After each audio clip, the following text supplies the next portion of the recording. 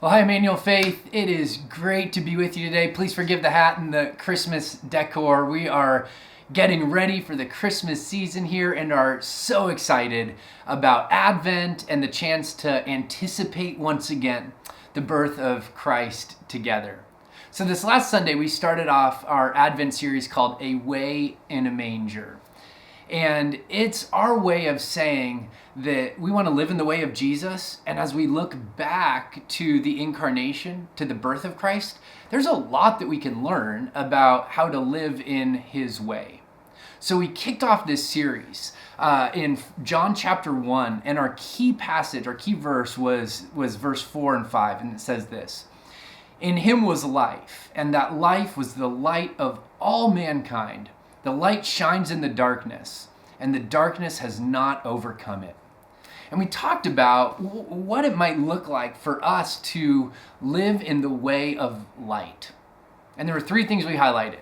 One, we have to let light shine in us so it illuminates the darkness within. Remember, Advent is this sort of both and season. It's a season where we acknowledge the dark, but where we anticipate the light in our world and in our own hearts.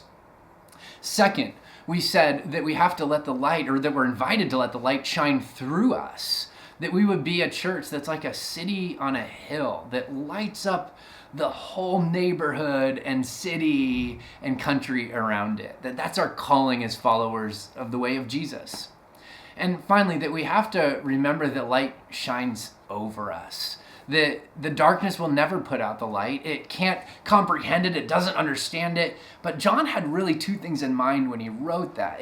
Also, the darkness not only can't comprehend the light, but it will never overcome the light. So there's this picture in the Christmas story of what what Adam lost in the garden, Jesus begins to regain in the manger. Light and life are all around us. Light is coming, and that's what we celebrate during this Advent season.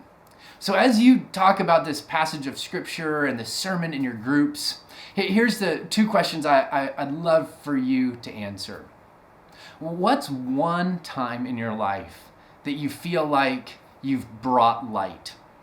Maybe it was a relationship or a situation at work or in your neighborhood or in your home that you were the light. And secondly, what's one area that you feel like needs to be brought light? So has happened, and then how can you be the light in a situation in your life? So I'd invite you to wrestle with those two questions. I hope you join us next week as we talk about the way of becoming. Have a great discussion with your group, and I'm praying for you.